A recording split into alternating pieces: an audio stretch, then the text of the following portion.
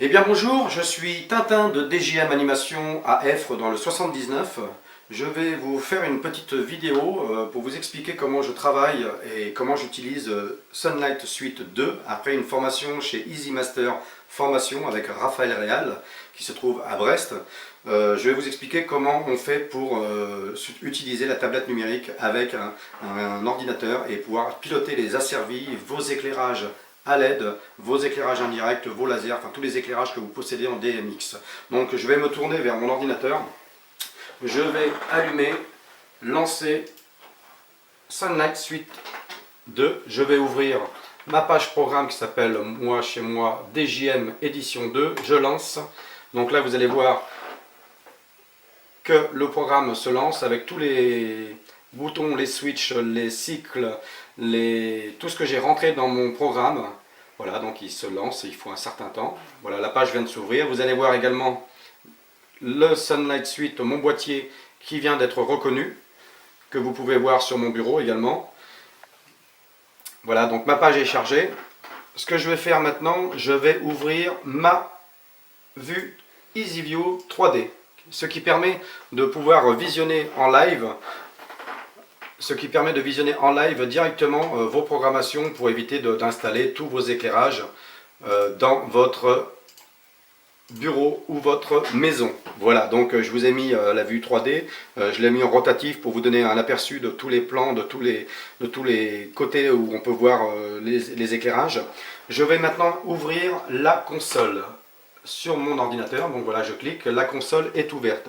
Alors ce logiciel pour moi est le meilleur sur le marché aujourd'hui. Il est effectivement pas très simple à utiliser au départ, mais en suivant la formation de Raphaël Réal, Easy Master Formation, franchement, moi j'ai appris très vite. Il y a encore des choses que je ne maîtrise pas à 100%, mais voilà, on apprend très vite. Ce que je vais faire maintenant, c'est que je vais allumer tout de suite la tablette pour pas perdre de temps. Donc voilà, je me suis acheté une tablette numérique. Voilà, je vais lancer en direct Easy Remote, qui est une application que l'on télécharge avec la tablette. Voilà, donc mes pages vont se charger, mais pendant ce temps-là, je vais vous montrer comment on fait pour recevoir ces informations-là sur la tablette, tout simplement en utilisant un routeur que je vous présente. Le mien est un Edimax que j'ai acheté 34,90 € chez mon revendeur à Niort. Voilà, vous êtes honnêtement quasiment obligé à 95% d'avoir un petit routeur, ça vaut pas cher et c'est la garantie d'avoir un réseau fiable dans votre salle. Donc on va revenir sur l'écran de la tablette numérique. On voit que les pages sont en train de se charger. Donc là on est en train de charger la deuxième page. On va le laisser faire, on va regarder tout simplement. Alors évidemment cela met un certain temps, il faut que les informations quand même arrivent à la tablette, mais une fois qu'elles sont arrivées, en général ça ne bouge plus. Donc évidemment moi j'ai fait beaucoup de programmes, je ne sais pas si mes collègues ont fait autant de programmes que moi, mais voilà, je vais vous expliquer tout le fonctionnement de ces programmes, de cette touche, de ces boutons. Tous ces boutons ont une utilité bien particulière. Alors ils ne sont pas tous programmés encore à 100%, parce que petit à petit on améliore, on change, on modifie, on retire des fois.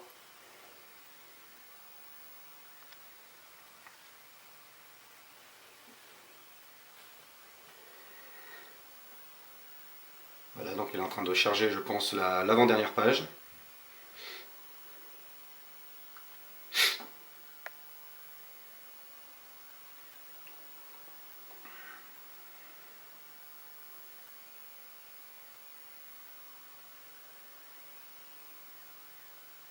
Vous remarquerez qu'il y a énormément de touches sur chaque page. Ah, c'était pas la dernière. Voici donc la dernière. Voilà, c'est une page qui est juste en cours de fabrication, donc il doit y avoir que deux touches d'activer, deux touches d'assigner. Et dès que l'affichage va se marquer en jaune et voilà, lumineux, ça veut dire que tout est assigné. Alors ce que je vais faire maintenant, c'est que je vais venir à ma première page et je vais vous expliquer toutes ces pages que j'ai créées. Et vous allez pouvoir voir en même temps sur l'écran que lorsque je vais appuyer sur une position, de mes lyres, elles vont s'allumer et se mettre en position.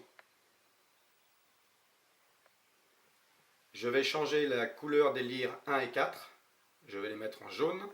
Je vais changer la couleur des lyres 2 et 3, je vais les mettre en orange si je veux. Je peux les passer en bleu. Je peux changer et remettre du blanc sur les autres lyres. Je peux mettre du vert. Voilà. Je peux également mettre ce qu'on appelle un prisme 3 faces. Voilà. Je peux changer mes gobos. Alors là, vous les voyez flous, mais dans la salle, ils sont nets. Hein. Je peux également... voilà, donc je vais changer les positions. Donc les positions sont en fondu pour éviter d'avoir un mouvement beaucoup trop brusque. Je vais rechanger encore mes mouvements. Donc ce sont des positions que j'ai préprogrammées qui me permettent d'avoir plusieurs décorations dans cette salle. Je continue à changer. Voilà. Alors vous remarquerez que là vous avez que les lyres qui fonctionnent. Mais regardez bien, dans la salle, je vais mettre un éclairage indirect bleu. Je vais le changer, je vais le passer en rouge. Je vais le changer, je vais le passer en jaune. Et ainsi de suite. Je peux le passer en vert. Je peux le passer en rose. Je peux le mettre, vous faire un effet couleur dans la salle arc-en-ciel. Voilà, regardez bien les éclairages. Il change tout autour de la salle, c'est magique. C'est magique.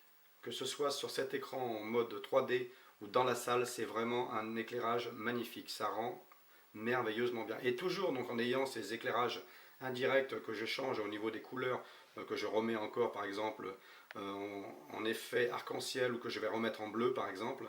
Voilà, je peux toujours programmer le reste. Alors là, vous avez toutes les touches pour toutes les programmations à droite, là où j'ai mon doigt, qui correspondent au Fury Derby. Donc ce sont des multifaisceaux que là, vous allez voir sur l'écran ici.